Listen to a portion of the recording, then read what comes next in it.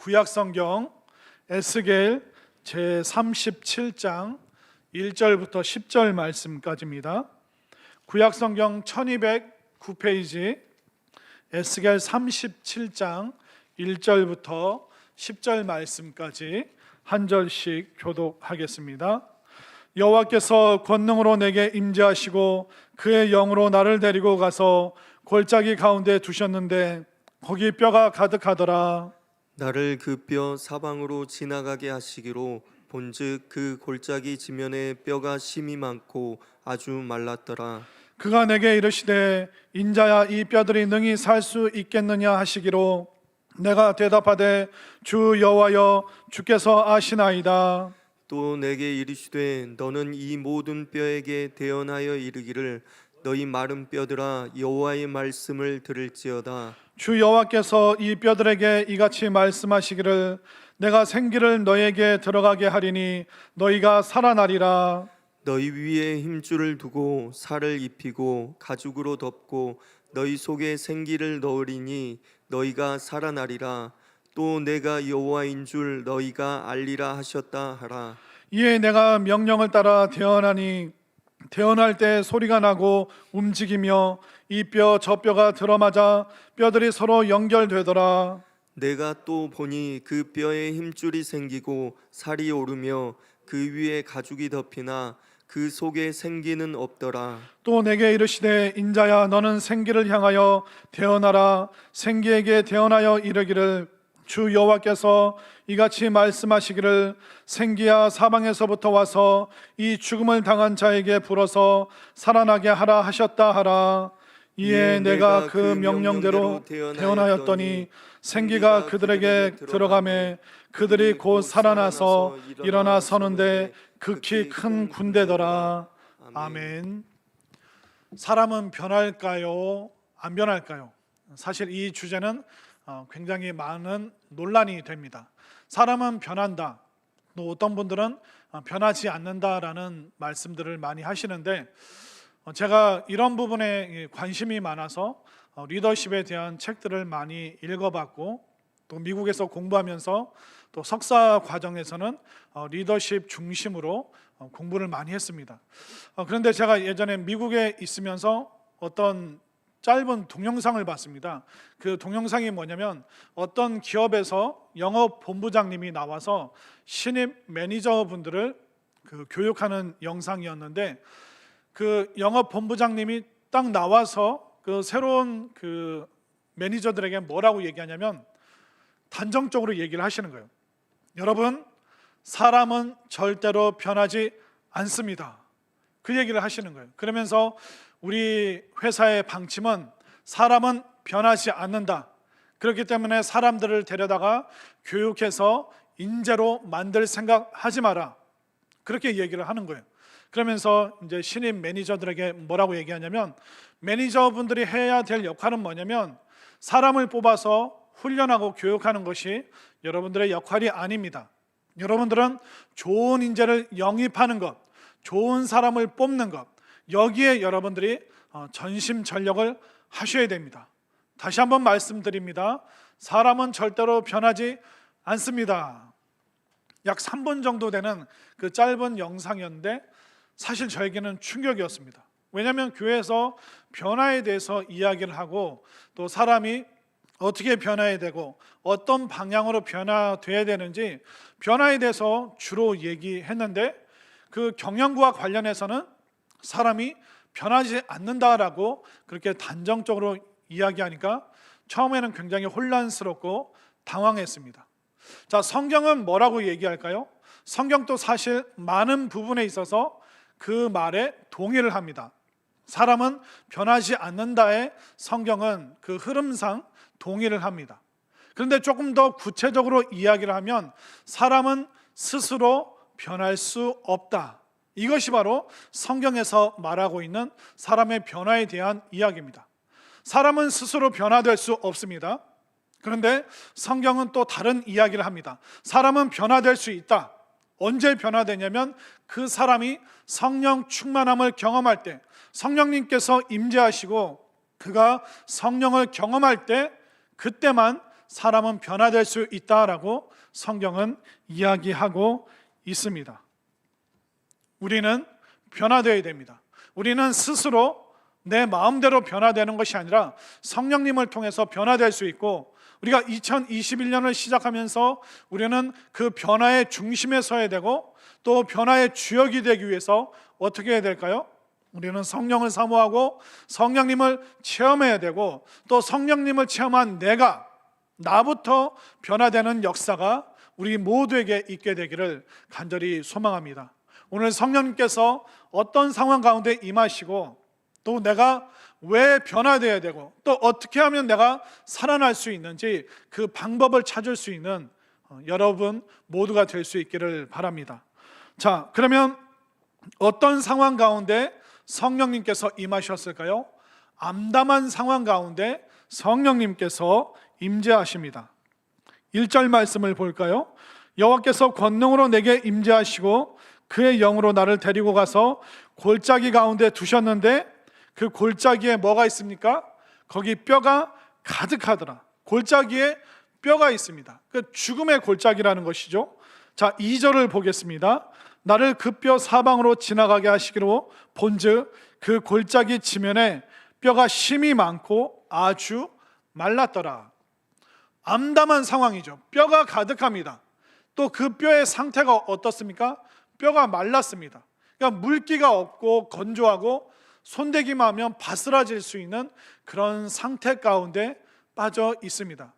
사실 이 에스겔 37장이 이 마른 뼈가 뭘 이야기하고 있냐면, 이스라엘의 현실, 이스라엘의 영적인 그 암담한 현실에 대해서 말하고 있는 것입니다. 이스라엘 백성들은 어땠습니까? 스스로를 하나님의 백성이라 자처하면서 교만하게 어떤 잘못된 자부심을 가지고 그들이 살아가고 있었습니다. 그러나 그 잘못된 자부심과 그 교만이 우상숭배, 또 그들이 범죄하고 죄짓는 길로 가도록 만들었습니다. 그러다 보니까 하나님의 심판이 임하는데, 이스라엘 백성들이 업신여기던 이방 민족에게 그들이 포로로 잡혀가게 되고 나라가 멸망하고 예루살렘 성전이 무너지는 그런 치욕을 당하면서 그들이 바벨론에서 포로 생활을 하고 있었기 때문에 그들의 현실이 뭡니까? 골짜기에 무더기로 모여있는 뼈와 같은 상황, 생명력과 생기를 찾아볼 수 없는, 완전히 말라있는, 메말라있는, 생기가 하나도 없는 그런 영적으로 어두운 현실 가운데 그들이 놓여 있었습니다. 자, 에스겔이 보고 있는 이스라엘의 현실이 어떻습니까? 암담합니다. 소망이 없습니다. 생명력과 생기가 없습니다. 이 바벨론 포로로 잡혀있는 그 이스라엘의 상황과 지금 코로나의 포로로 잡혀있는 이 대한민국의 상황과 조금도 다를 바가 없다는 것입니다. 그렇기 때문에 우리는 오늘 이 말씀을 봐야 됩니다.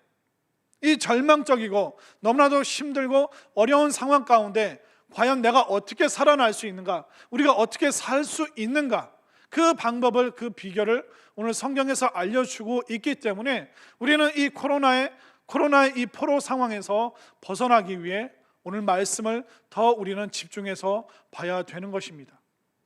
수천 년 전이나 지금이나 우리의 현실은 늘 똑같습니다. 다를 바가 없는 것이죠. 지금 이 코로나로 인해서 우리가 어떤 상황에 있습니까? 불신과 불평, 또 수많은 거짓과 정죄, 이것이 지금 하늘을 찌르고 있습니다. 그리고 무책임하고 또 분별력 없는 그런 행동들 때문에 우리가 얼마나 지금 답답하고 어렵고 힘든 현실 가운데 있습니까? 이 코로나 포로 상황 속에서 우리는 마른 뼈와 같은 그런 상황에 놓여 있습니다. 영적으로도 마찬가지죠. 사실 저도 비대면으로 온라인으로 하다 보니까 성도님들과 같이 이렇게 현장에서 교감하고 같이 울고 웃고 함께 호흡하고, 호흡은 같이 하면 안 되네요. 함께 호흡할 수는 없고 같이 영적으로 이렇게 교감하면서 느끼면서 깨달아지면서 이렇게 설교를 해야 되는데, 마치 카메라 앞에서 제가 어색한 연기를 하듯이 이것을 진행하다 보니까 영적으로 에너지가 힘이 많이 부족하고, 또 지난주까지 우리가 새벽 기도를 못했습니다. 솔직히 새벽 기도 못하니까요, 이게 숨을 못 쉬는 것 같아요. 호흡을 못하는 것 같고 답답하고 막 뭔가 꽉 막혀 있고. 근데 다행히 내일부터 새벽 기도를 진행할 수가 있습니다. 여러분들은 어떻습니까? 작은 일에도 시험에 빠지게 되고 넘어지게 되고 일어나지 못하는 상황들, 또 예배와 말씀이 점점 메마르는 상황, 우리가 성전으로 함께 달려나와서 함께 보고 함께 예배드리는 그 시절, 근데 지금은 핸드폰으로 아니면 작은 화면으로 우리가 보다 보니까 그 예배 현장감, 역동성이 떨어지다 보니까 점점점 예배에 집중하는 그 집중도가, 그 에너지가, 영적인 힘이 사실 바닥을 치고 있는 것이 우리의 현실이라는 것입니다. 에스겔이 포로로 잡혀있는 그 이스라엘을 영적으로 뼈가 메마른 그 상태라고 말하고 있는데, 그때나 지금이나 우리는 다를 바가 없는 것입니다.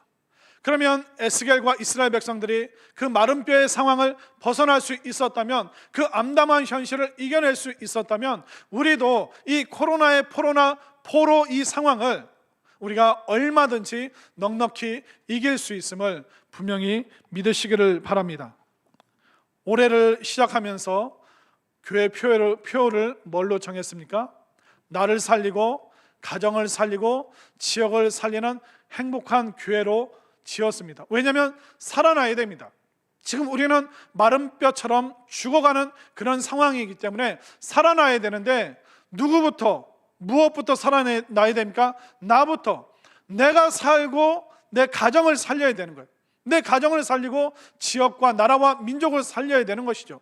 그렇기 때문에 우리는 내가 어떻게 살 수 있는가, 내가 다시 살아날 수 있는 비결이 무엇인가, 이 암담한 포로의 상황 속에서 우리는 어떻게 살아날 수 있는가, 그것을 우리가 깨달아야 되는 것입니다. 자, 이 암담한 이 뼈와 같은, 메마른 뼈와 같은 이 상황 속에서 어떻게 변화의 역사가 시작되었죠? 바로 하나님께서 그 변화의 역사를 지금 주도하고 계십니다. 우리 스스로는 내가 힘을 낸다고 해서 변화가 일어나는 것이 아닙니다. 우리가 스스로는 바꿀 수 없어요. 오직 성령님께서 임재하시고 하나님께서 임하시고 하나님께서 주도하실 때, 이끌어 가실 때 진짜 변화의 역사가 일어나는 것이죠. 자, 1절 말씀을 다시 한번 보겠습니다. 여호와께서 권능으로 내게 임재하시고, 누구에게 임해요? 나에게, 에스겔에게, 우리 각 사람에게 먼저 하나님께서 권능으로 임하실 때, 그때 변화의 역사가 시작된다는 것을 분명히 깨달으시기를 바랍니다. 자, 이제 하나님께서 임재하셔서 에스겔에게 말씀을 주십니다. 하나님께서 어떤 말씀을 주시죠? 4절 말씀으로 가보겠습니다. 또 내게 이르시되 너는 이 모든 뼈에게 대언하여 이르기를, 너희 마른 뼈들아 여호와의 말씀을 들을지어다. 5절, 주 여호와께서 이 뼈들에게 이같이 말씀하시기를, 내가 생기를 너희에게 들어가게 하리니 너희가 살아나리라. 6절, 너희 위에 힘줄을 두고 살을 입히고 가죽으로 덮고 너희 속에 생기를 넣으리니 너희가 살아나리라. 지금 계속 하나님께서 뭐라고 말씀하십니까? 말씀을 들으라. 너희가 살아나리라. 살아나리라. 하나님께서 지금 생명의 역사에 대해서 내가 이것을 기필코 이루고 말 것이다, 하나님의 그 강력한 그 약속의 말씀이 에스겔에게 임하고 있습니다. 그리고 7절로 가보겠습니다. 이에 내가 명령을 따라 대언하니 대언할 때 소리가 나고 움직이며. 이제 말씀을 들은 에스겔이 내가 대언한다라고 말하는데, 이 대언한다는 것이 뭐냐면 선포입니다. 결국 하나님의 말씀을 들어야 되고, 그 말씀을 들을 때, 또 그 말씀을 내가 나눌 때 살아나는 역사가 일어난다라고 말하고 있는 것이죠. 결국 하나님의 역사는 믿음의 선포, 에스겔이 지금 믿음으로 선포하고 있는데 이 믿음의 선포를 통하여 새로운 변화가 일어날 수 있다라고 지금 성경이 기록하고 있습니다. 결국 하나님의 역사는 믿음의 선포가 늘 그 첫 단추가 되었습니다. 다윗을 생각해 보십시오. 다윗이 골리앗과 싸우러 나갈 때 뭐라고 선포했는지 아십니까? 블레셋, 너희들은 칼과 창과 단창으로 내게 오거니와 나는 만군의 여호와의 이름으로 너에게 나아간다. 그 하나님의 이름을 선포하면서 그 믿음의 선포로 그는 골리앗을 이길 수 있었습니다. 가나안의 12명의 그 정탐꾼을 생각해 보십시오. 10명은 부정적인 선포를 했습니다. 우리 가면 죽는다. 우리는 메뚜기다. 우리는 가면 밟혀 죽는다. 그들은 부정적인 불신의 선포를 했습니다. 그러나 여호수아와 갈렙은 어떻습니까? 믿음의 선포를 했습니다. 아니다. 우리 이길 수 있다. 그들은 우리의 밥이다. 하나님께서 승리케 하시고 하나님께서 그 땅을 우리 손에 붙이셨다. 그 믿음의 선포를 통해서 여호수아와 갈렙은 그 가나안 땅을 정복할 수 있었던 것이죠. 결국 우리가 무슨 얘기를 듣는가? 누구의 말을 듣고 있는가? 우리는 말씀을 듣고 있는가? 아니면 세상의 뉴스를 듣고 있는가? 그러니까 무엇이 내 귀에 선포되어지고 내 귀에, 내 마음에 들려지는가? 이것이 굉장히 중요한 것입니다. 그런데 안타까운 것은 뭐냐면 우리 삶의 대부분의 불행은 어디서 오는지 아십니까? 내가 나에게 하는 그 말 때문에 불행이 슬며시 우리들 마음에 찾아 들어온다는 것입니다. 아침에 여러분들이 잠에서 깨어날 때 무슨 생각하십니까? 그 생각이 나에게 말을 하는 거예요. 내가 나에게 스스로에게 부정적인 생각, 좋지 않은 그런 언어들을 나에게 끊임없이 선포하는 거예요. 내가 나에게 뭐라고 대언하냐면 너는 안 돼. 야, 어제 일만 봐도 너는 소망이 없어. 우리는 어제 일을 자꾸 끄집어냅니다. 그리고 과거에 흘러간 기억도 안 나는 일을 기가 막히게 기억을 해서 내가 나에게 선포하고 대언하는 거예요. 너 제대로 살 수 있겠냐? 너 제대로 할 수 있겠어? 너 행복하게 살 수 있겠냐? 우리는 끊임없이 좋지 않은 뉴스를 나에게 계속 지금 제공하고 있습니다. 사람은 기본적으로 그 죄성으로 인해서 패배주의적인 생각을 하고요, 좋지 않은 부정적인 생각들을 끊임없이 나에게 하게 되어 있습니다. 나쁜 소식을 누가 전하고 있어요? 내가 나에게 나쁜 소식을 대언하고 있는 거예요. 그러나 하나님께서 에스겔에게 뭐라고 말씀하십니까? 아니다. 너는 이제 말씀을 선언해라. 말씀을 선포해라. 그러나 이 말씀을 선포할 때 가장 먼저 듣는 사람이 누굽니까? 에스겔 자신인 거예요. 본인이 그 말씀을 듣고 본인이 그 말씀을 통해서 힘을 얻고 다시 살아나야 됩니다. 그 말씀을 선언할 때 가장 먼저 누가 듣습니까? 에스겔이 먼저 듣는 거예요. 그렇기 때문에 우리에게 지금 필요한 게 무엇입니까? 바로 하나님의 말씀, 생명력 있는 그 말씀이 나에게 선포되어질 때 그 말씀이 나에게 믿음을 주고 생기를 주고 활력을 주고 생명을 불어 넣어준다는 것을 분명히 깨달으시기를 바랍니다. 그래서 우리는 말씀을 들어야죠. 또 그 말씀을 들으면서 나에게 얘기해야 되는 거예요. 마셔. 내가 지금 믿음을 가져야 되는구나. 우리가 아침에 일어나면서 부정적인 생각은 우리가 다 내려놓고 어제 들었던 말씀, 지난주에 들었던 말씀, 오늘 내가 들어야 될 그 말씀, 그렇구나, 나는 말씀을 들어야 되는구나, 나는 살아날 수 있구나, 나는 사는구나. 생명이 지금 나에게 하나님을 통하여 지금 나에게 전달되어지는구나. 끊임없이 우리는 이 생명의 말씀을 나에게 선포하는 이 놀라운 은혜를 경험해야 될 줄로 믿습니다. 왜 이 말씀을 듣고 말씀의 그 선언, 그것이 중요하냐면, 제가 굉장히 좀 특이한 분을 한 명 소개를 시켜드리고 싶은데, 그 원불교 교무, 원불교에서는 그 스님을 이제 교무라고 얘기를 하는데 편의상 원불교 스님이라고 이야기를 하겠습니다. 이게 원불교 스님이 한 분 계신데, 이분이 어렸을 때부터 독실한 원불교 집안에서 태어났습니다. 그러다 보니까 이제 점점 자라면서 부모님과 누나가 너는 원불교 교무가 되어야 된다, 원불교 스님이 돼서 원불교 교리를 온 세상 땅끝까지 이르러 너는 전파해야 된다. 그 사명을 이분이 어렸을 때부터 들은 거예요. 그러면서 이분이 이제 고등학교를 졸업하고 원불교 학교에서 이제 그걸 배우면서 원불교 스님이 됐습니다. 그러면서 이제 어느 순간 그 원불교 교단에서 이분을 파송을 하는 거예요. 어디로 파송하냐면, 지금 교회 얘기하는 게 아니에요. 원불교 얘기를 하는 겁니다. 원불교에서 이분을 어디로 파송했냐면, 너는 소록도로 가라. 소록도로 가서 너는 부처님의 진리를 전파해라. 그래서 이분이 놀라운 땅끝까지 가야 되는 그 사명을 가지고 소록도로 갔습니다. 그래서 소록도에 가서 무슨 얘기를 하냐면, 당신이 한센병, 이 나병에 걸린 이유는 전생에 죄를 많이 지어서 당신이 이 한센병에 걸린 겁니다. 그렇기 때문에 당신은 부처님을 믿어야지 이 모든 윤회에서 벗어날 수 있고 이 질병으로부터 벗어날 수 있습니다. 열심히 이분이 그 불교의 원불교의 진리를 전했습니다. 근데 특이하게도 소록도에서 그 원불교 얘기를 들은 분들이 뭐라고 얘기하냐면, 스님 참 감사한데 스님도 예수님 믿어야 구원받고 행복해집니다. 스님 예수님 믿으세요.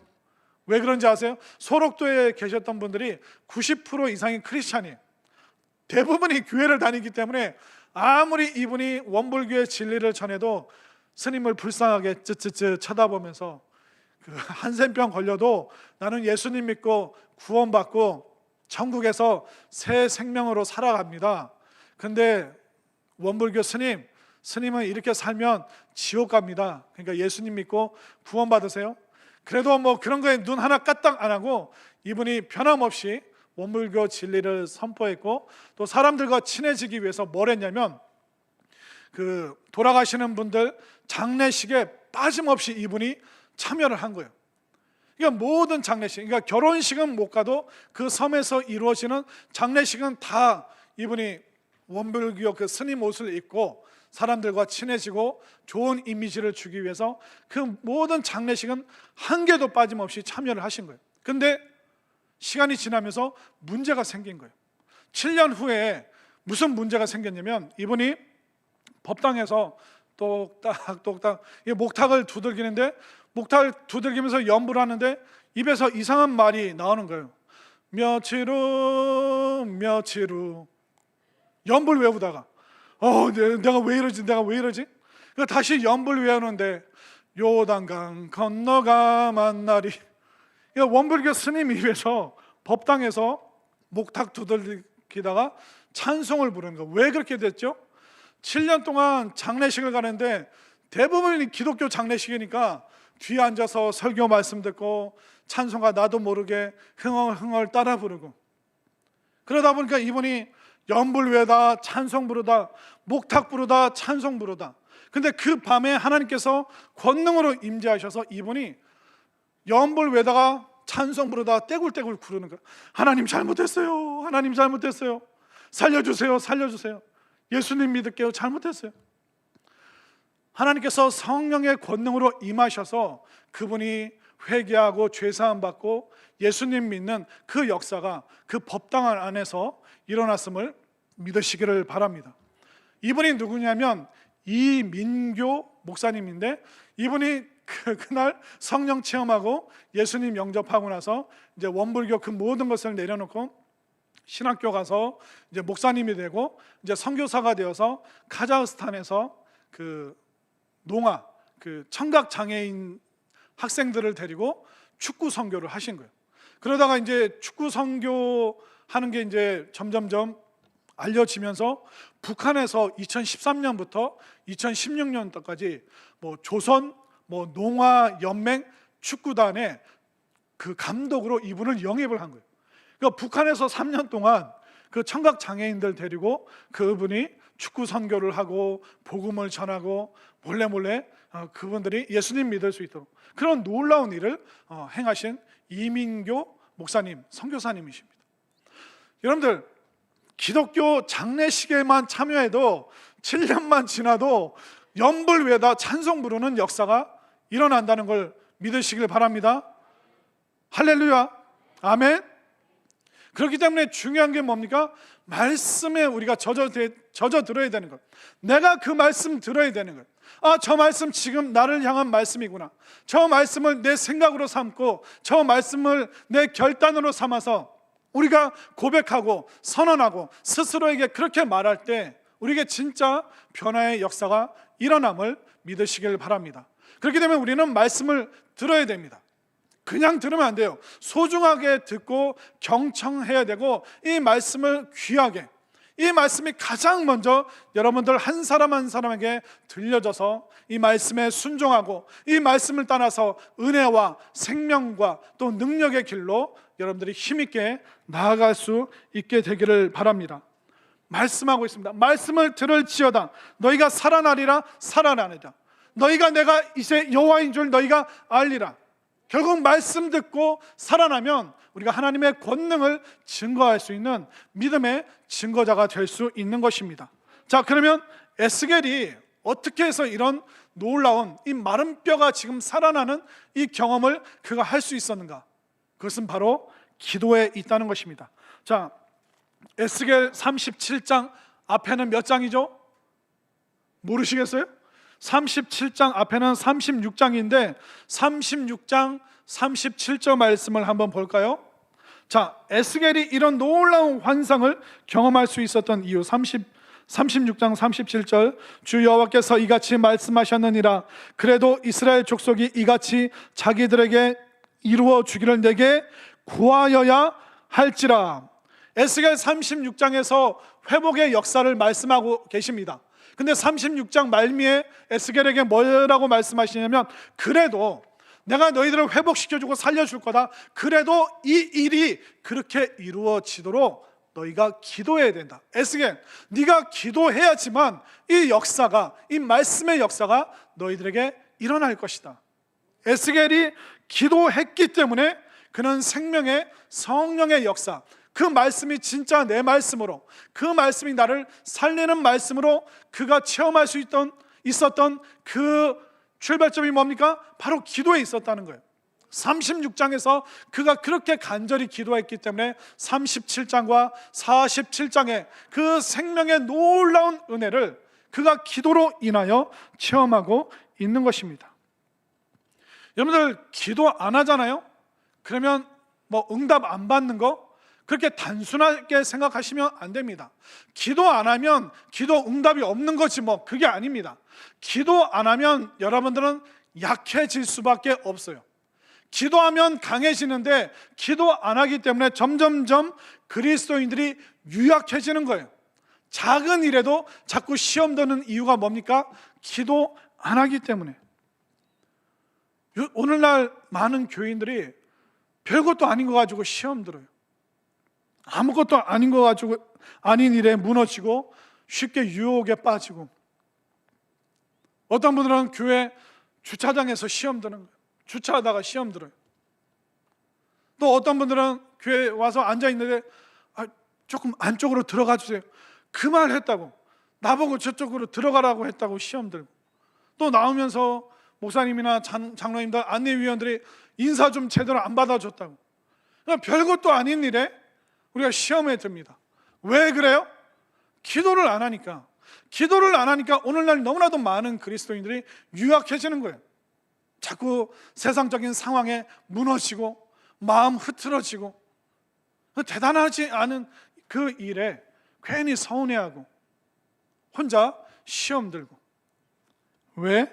기도 안 하기 때문에 그렇다는 것입니다. 그렇기 때문에 항상 이 말씀과 기도가 같이 가야 됩니다.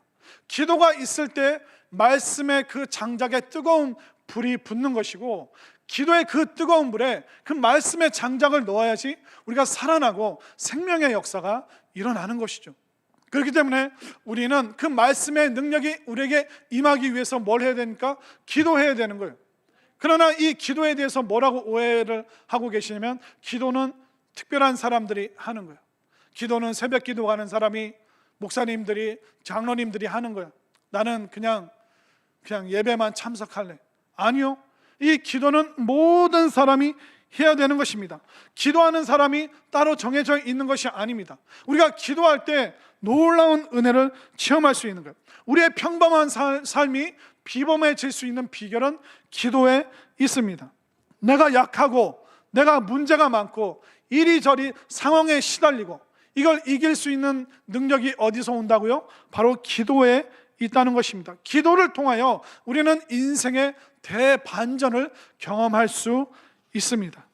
비결은 기도에 있는 것이죠. 성경에 나오는 수많은 인물들이요, 그 사람들, 소심하고 연약한 사람들 되게 많습니다. 기드온, 용감한 것 같죠? 그러나 굉장히 우유부단한 사람이었습니다. 모세, 그는 확신이 결여된 사람이었습니다. 그는 처음부터 끝까지 굉장히 이리저리 갈대처럼 흔들리는 사람이었습니다. 그리고 예레미야, 그도 굉장히 우울한 사람이었습니다. 눈물이 많은 사람이었습니다. 그러나 기드온, 예레미야, 모세, 그들이 하나님의 놀라운 구원의 역사를 일으킬 수 있었고, 그 구원의 역사에, 그 선두에 서서 그 하나님의 능력을 증거할 수 있었고 쓰임받을 수 있었던 비결이 뭘까요? 기도에 있었던 거예요. 아무리 힘들고 흔들리고 우울해도 그들은 기도의 자리에 들어갔습니다. 그렇기 때문에 우리의 상태, 우리의 컨디션, 그게 중요한 게 아닙니다. 내가 지금 기도하는가 안 하는가, 나는 기도의 사람이 되려고 결단하는가 안 하는가, 나는 기도의 자리에 있으려고 노력하는가 안 하는가, 여기에 있는 거예요. 우리의 상황, 상태, 환경 다 비슷합니다. 탁월한 사람 없습니다. 어떻게 보면 우리는 다 별거 아닌 거예요. 우리는 쉽게 무너질 수 있습니다. 우리는 훅 불면 꺼질 수 있는 촛불처럼 연약한 존재예요. 그러나 우리처럼 연약한 존재가 변화의 역사에 그 주도할 수 있는, 그리고 살아날 수 있는 그 이유는 뭡니까? 기도하기 때문에. 기도로 하나님께 가까이 붙어 있을 때 우리는 살아날 수 있고 변화할 수 있는 것입니다. 이 종이를 한번 보십시오. 이 종이 쉽게 찢어집니다. 근데 이 종이가 콘크리트 벽에 딱 붙어 있다고 생각해 보십시오. 이 유약한 종이가 콘크리트 벽에 딱 붙어 있으면 콘크리트랑 하나가 되는 거예요. 아무리 이걸 두들겨도 찢어지거나 파손되지 않습니다. 왜? 강력한 그 콘크리트의 하나로 부착되어 있기 때문에. 우리 유약합니다. 연약합니다. 어떻게 보면 우리는 별 볼 일 없는 그런 삶을 살 수도 있어요. 우리가 환경이 좋지 않고 컨디션이 좋지 않을 수 있습니다. 우리가 너무나도 연약하지만 기도로 하나님과 붙어 있다면 그 기도를 통하여 이제 말씀이 들리는 거예요. 그럼 말씀의 능력이 임하여 너는 살아나리라. 그리고 너는 살아날 뿐만 아니라 이 말씀을 너에게 선포하고 가족들에게도 선포하고 네가 살아날 수 있음을 모든 사람에게 선포할 수 있다. 무엇을 통하여? 기도를 통하여 그 모든 은혜와 축복과 말씀의 권세가 나에게 임한다는 것을 분명히 깨달으시길 바랍니다. 한번 따라하겠습니다. 나는 약하지만 기도는 강하다.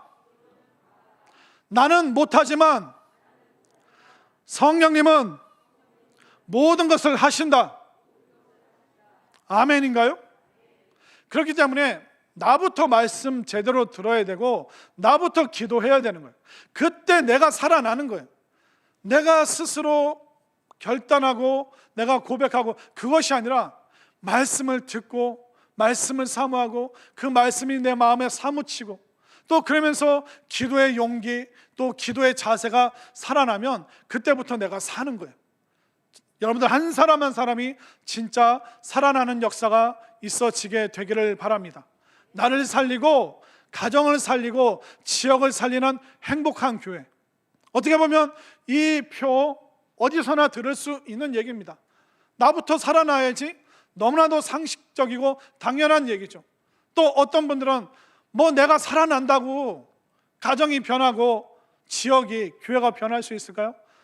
내가 짓고 나 하나 변한다고 무슨 변화의 역사가 일어날 수 있을까요? 그렇게 회의적으로 생각하실 수도 있습니다. 그런 분들에게 제가 조동화 시인, 이분이 목사님인데요, 조동화 시인이 지은 나 하나 꽃 피어라는 시가 있습니다. 나 하나 꽃 피어. 나 하나 꽃 피어 풀밭이 달라지겠느냐고 말하지 말아라. 네가 꽃 피고 나도 꽃 피면 결국 풀밭이 온통 꽃밭이 되는 것 아니겠느냐? 나 하나 물들어 산이 달라지겠느냐고도 말하지 말아라. 내가 물들고 너도 물들면 결국 온 산이 활활 타오르는 것 아니겠느냐? 이 시에 정답이 있는 거예요. 나 하나 변화된다고 대한민국이 변화돼요? 나 하나 변화된다고 가정이, 일가 친척이 변화됩니까? 이렇게 부정적으로 생각할 수 있습니다. 그러나 내가 꽃으로 변화되고 너도 꽃으로 변화되면 그 풀밭이 꽃밭으로 변화되는 것입니다. 내가 노랗게 물들 때, 또 옆에 있는 당신이 붉게 물들 때 우리가 온 사냐를 울긋불긋하게 아름다운 색깔로 변화시킬 수 있음을 분명히 깨달으시길 바랍니다. 에스겔이 살아나고 있습니다. 지금 하나님께서는 에스겔부터 1장부터 36장까지 에스겔을 계속 끌고 오신 거예요. 에스겔부터 변화되어야지 이 포로로 잡혀있는 이스라엘이 변화되기 때문에 결국 하나님께서는 다른 누군가에게 관심이 있는 것이 아니라 지금 이 말씀 듣고 있고 예배로 참여하고 있는 여러분들 한 사람 한 사람이 먼저 변화되는 것, 여기에 바로 하나님께서 관심을 갖고 계심을 믿으시기를 바랍니다. 그래서 우리는 살아나야 되는 것, 나부터 시작해야 되는 것, 나부터 살아나야 되는 겁니다. 다른 사람 바꾸려고 하지 마세요. 아내를, 자식을 내가 못 바꿉니다. 나는 바꿀 능력이 없어요. 지금 내가 말씀 앞에서 변화되고 내가 기도의 능력을 체험해서 나부터 살아낸 것, 여기에 여러분들이 집중하시기를 바랍니다. 나를 살리고 내가 말씀으로 기도로 살아날 때 가정을 살릴 수 있고 또 이 지역과 나라와 민족을 살릴 수 있습니다. 올해 이 표처럼 여러분들이 말씀으로 살아나고 기도의 능력으로 살아나서 이 마른 뼈와 같은 암담한 현실 속에서 나는 살아날 것이다, 나는 말씀을 의지할 것이다, 이 말씀이 나를 살릴 것이다, 여러분들 스스로에게 선포하고 또 모두에게도 선포할 수 있는 에스겔과 같은 변화의 살아나는 역사를 체험할 수 있는 우리 모두가 될 수 있기를 간절히 소망합니다.